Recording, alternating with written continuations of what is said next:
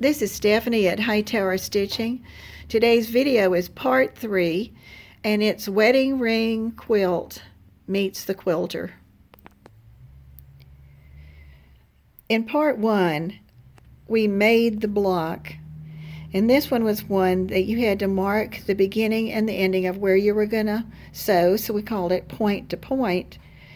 And the reason for that was so that you could get all of your points to come together. And if you look at this pattern, that's exactly what we did. Then in part 2, we took the quilt sandwich, which had the backing, the batting, and the top. We pinned those together and then put those on the rack.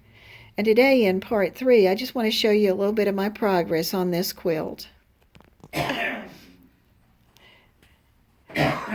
This is the first corner that I started working on, and I usually start in with the main block, and you can see on these I've done a lot of stitching near the ditch all the way around each one of the patches, and that's all I was going to do for the red. And then in the white I went in there and did a chevron and also stitched all the way around.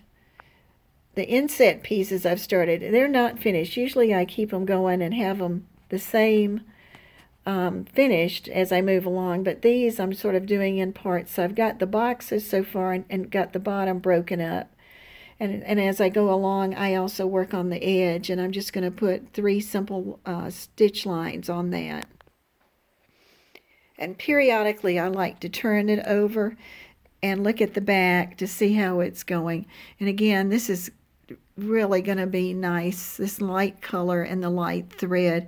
It's going to look like another pattern, another quilt on the back. Okay, I'm going to start a little bit on the quilt. You can see in these squares I'd already added a diagonal line, and I like that, the way that's going. And I'm going to take and start. What's so nice about this is all you need is a nice needle, quilting needle. Mine's pretty short now. Some good thread, your scissors. I had a knot in it, and I put the knot down in the top when I started. And for this method that I was telling you about in one of the other videos, is I just go straight down. My right hand goes straight up and straight down.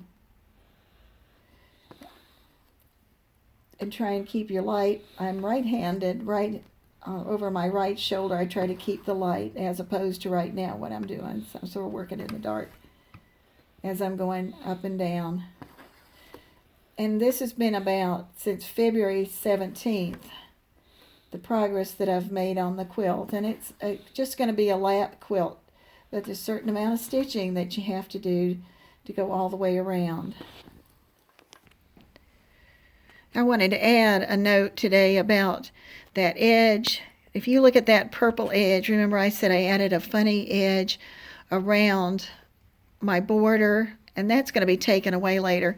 But you can see how that's going to anchor my edge when I get ready to do that. And for some reason, I usually do that very last, is to do the edge. I'll go around and do that. This is Stephanie at Hightower Stitching. Thank you for watching, and if you like this video, please click like and subscribe.